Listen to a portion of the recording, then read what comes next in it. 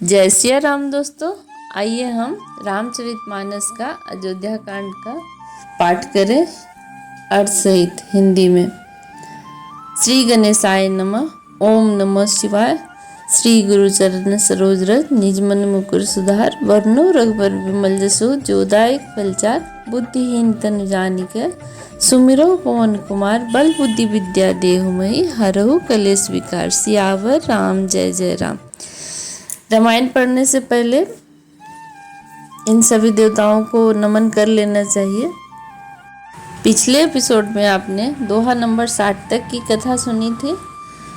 अब आगे की कथा इस प्रकार है। मास परायण 14वां विश्राम। दोहा नंबर 60।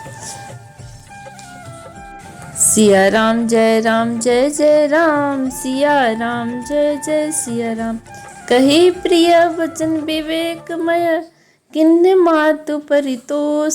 लगे प्रबोधन जानकी ही प्रगति विपिन गुण दोष। सियावर राम जय जय राम।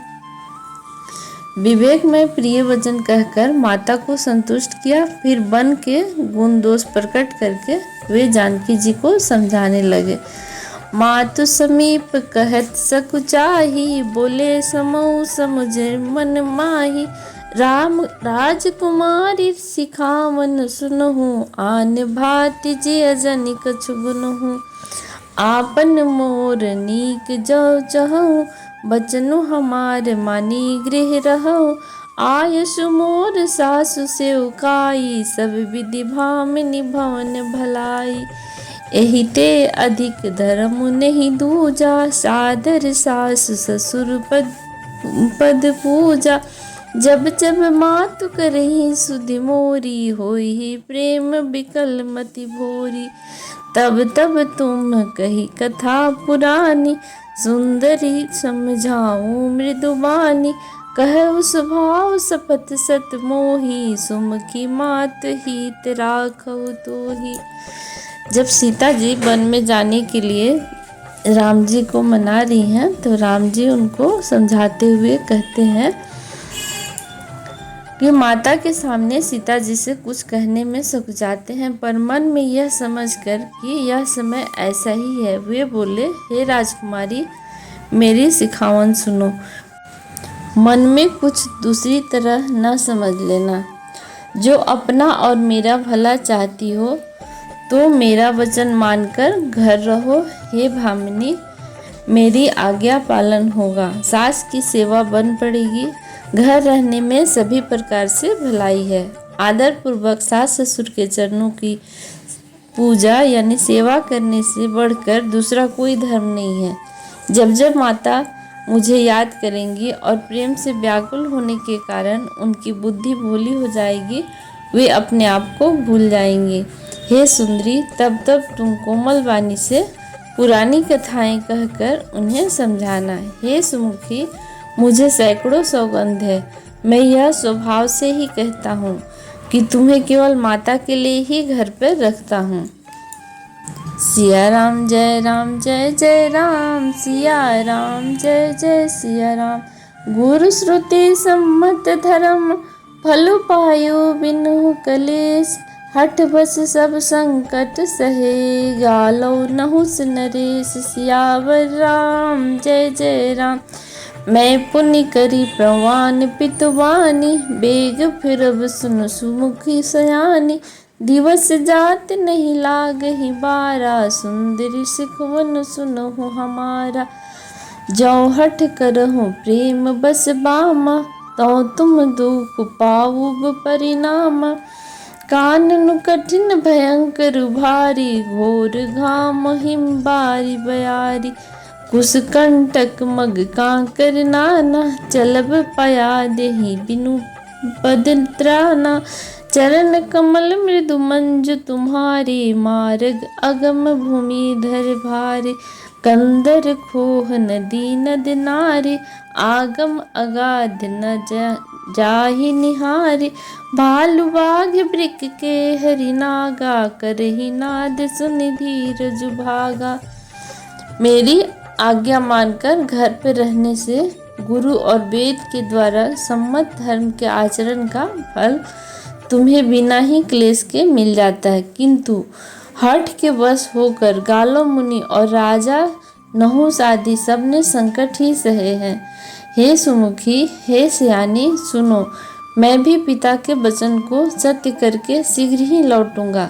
दिन जाते देर नहीं लगेगी। हे सुंदरी, हमारी यह सीख सुनो। हे बामा, यदि प्रेमवश हठ करोगी तो तुम परिणाम में दुख पाओगी। वन बड़ा कठिन यानी क्लेशदायक और भयानक है। वहाँ की धूप, जाड़ा, वर्षा, हवा सभी बड़े भयानक हैं। रास्ते में कूस, कांटे और बहुत से कंकड़ हैं। उन पर बिना जूतों के पैदल ही चलना होगा। तुम्हारे चरण कोमल और सुंदर हैं। रास्ते में बड़े बड़े दुर्गम पत्थर हैं।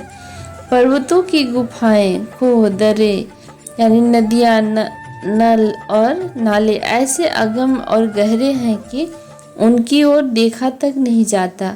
रिक्ष, बाघ, भेड़िए, सिंह और हाथी ऐसे भयानक शब्द करते हैं कि उन्हें सुनकर धीरज भाग जाता है। सिया राम जय राम, जय जय राम, सिया राम जय जय सिया राम। भूमि शयन बल कल बसन, असन कंद फल मूल। ते की सदा सब दिन मिलही, सबुई समय अनुकूल। सियावर राम जय जय राम। नर आहार रजनी चर चरही, कपट बेस विधि कोटिक करही। लागई अति पहार कर पानी, विपिन विपत्ति नहीं जाई बखानी। ब्याल कराल बिहग बन घोरा, निश्चर निकर नारी नर जोरा। डर पही धीर गहन सुधि आए, मृगलोचन तुम भीरु सुभाए। हंस गौनी तुम नहीं बन जोगु, सुनी अप जसु मोहि देहु लोगु। मानस सलिल धुधा प्रतिपाली, जियई की लमन पयोदि मराली। 9 रसाल बन बिहरनशीला, सोह की कोकिल विपिन करीला। रहो भवन अस हृदय विचारी, चंद बदनी दुख कानन भारी। अर्थात जमीन, राम जी उनको कहते हैं, सीता जी को समझाते हुए कहते हैं, जमीन पर सोना और पेड़ों की छाल के वस्त्र पहनना और कंदमूल या फल का भोजन करना होगा। और वे भी क्या सदा सब दिन मिलेंगे। सब कुछ अपने अपने समय के अनुकूल ही मिल सकेगा। मनुष्यों को खाने वाले निशाचर यानी राक्षस फिरते रहते हैं। वे करोड़ों प्रकार के कपट रूप धारण कर लेते हैं। पहाड़ का पानी बहुत ही लगता है। वन की विपत्ति बखानी नहीं जा सकती। वन में भीषण सर्प, भयानक पक्षी और स्त्री पुरुषों को चुराने वाले राक्षसों के झुंड रहते हैं। वन की भयंकरता याद आने मात्र से धीर पुरुष भी डर जाते हैं। फिर हे मृगलोचनी, तुम तो स्वभाव से ही डरपोक हो। हे हंसगमनी, तुम वन के योग्य नहीं हो। तुम्हारे वन जाने की बात सुनकर लोग मुझे अपयश देंगे और मानस सरोवर के अमृत के समान जल से पाली हुई हंसनी कहीं खारे समुद्र में जी सकती है। नवीन आम के वन में विहार करने वाली कोयल क्या करील के जंगल में शोभा पाती है। हे चंद्रमुखी, हृदय में ऐसा विचार कर तुम घर पर ही रहो, वन में बड़ा कष्ट है। राम जी बहुत प्रकार से सीता जी को समझाते हुए कहते हैं, सिया राम जय राम, जय जय राम, सिया राम जय जय सिया राम। सहज सुहृदय गुर स्वामी सिख, जो नहीं न करई सिर मान। सो पछताई अघाय उर, हौसी हुई हित हानि। सियावर राम जय जय राम। सुनि मृदु बचन मनोहर, पिय के लोचन ललित भरे जल। सिय के शीतल सीख दाहक भई कैसे, चकई ही शरद चंदनी सी जैसे। उतरुन आओ बिकल वैदेही, तजन चहत सुचि स्वामी स्नेही। बर बसरो के बिलोचन बारी, धरि धीरज उर अवनि कुमारी। लाग सास पग कर कर जोरी, छमहि देवी बड़ी अविनय मोरी। दीन्ह प्राणपति मोहि सिख सोई, जेहि विधि मोर परम हित होई। मैं पुनि समझो दिखी मन माही, पिया वियोग सम दुख जग नाही। अर्थात स्वाभाविक ही हित चाहने वाले गुरु और स्वामी की सीख को जो सिर चढ़ाकर नहीं मानता, वह हृदय में भरपेट पछताता है और उसकी हित की हानि अवश्य होती है।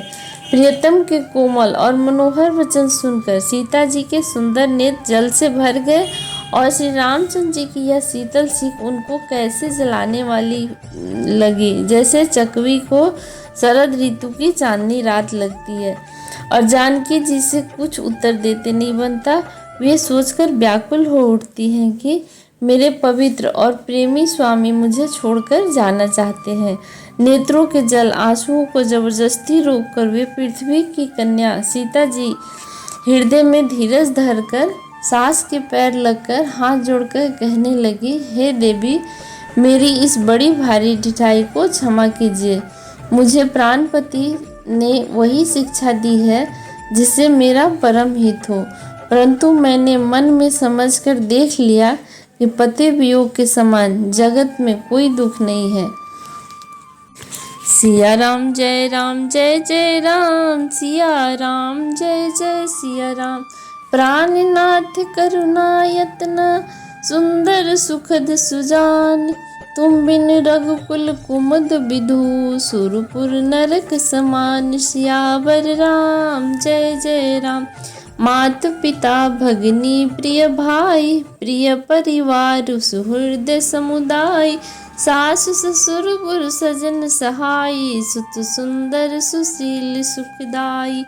जह लगी नाथ नेह अरुनाते, पिय बन तियहि तरुण निहते तात। तनु धन धाम धरनी पुर राजू, पति विहीन सब शोक समाजु। भोग रोग सम भूषण भारू, जम जात ना सरिस संसारु। प्राणनाथ तुम बिन जग माही, मोह कहूँ सुगत कतहूँ कछु नाही। जिया बिनु देह नदी बिनु बारी, तैसिय नाथ पुरुष बिन नारी। नाथ सकल सुख साथ तुम्हारी, शरद विमल विधु बदन निहारे।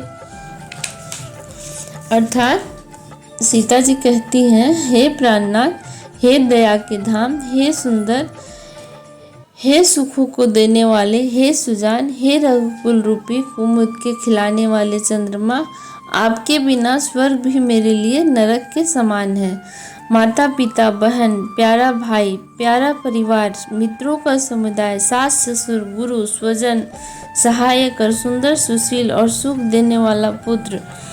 हे नाथ, जहाँ तक स्नेह और नाते हैं, पति के बिना स्त्री को सभी सूर्य से भी बढ़कर तपाने वाले हैं। शरीर धन पर पृथ्वी नगर और राज, पति के बिना स्त्री के लिए यह सब शोक का समाज है, भोग रोग के समान है, गहने भार रूप है, संसार यम यातना या नरक की पीड़ा के समान है। हे प्राणनाथ, आपके बिना जगत में मुझे कहीं कुछ भी सुखदायी नहीं है। जैसे बिना जीव के देह और बिना जल के नदी, वैसे ही हे नाथ बिना पुरुष के स्त्री है। हे नाथ, आपके साथ रहकर आपका शरद पूर्णिमा के निर्मल चंद्रमा के समान मुख देखने से मुझे समस्त सुख प्राप्त होंगे। सिया राम जय जय राम, सिया राम जय जय सिया राम। खग मृग परिजन नगर बनो, बलकल विमल दुकूल। नाथ साथ सुर सदन समा, परन साल सुख मूल। सियावर राम जय राम। सीता जी राम जी को बहुत प्रकार से आग्रह करती हैं वन में जाने के लिए। कहती हैं, हे नाथ, आपके साथ पक्षी और पशु ही मेरे कुटुंबी होंगे। वन ही नगर और वृक्षों की छाल ही निर्मल वस्त्र होंगे और पर्णकुटी यानी पत्तों की बनी झोपड़ी ही स्वर्ग के समान सुखों की मूल होगी। बहुत प्रकार से राम जी से मनुहार करती है। अब आगे की कथा अगले एपिसोड में। जय सिया राम।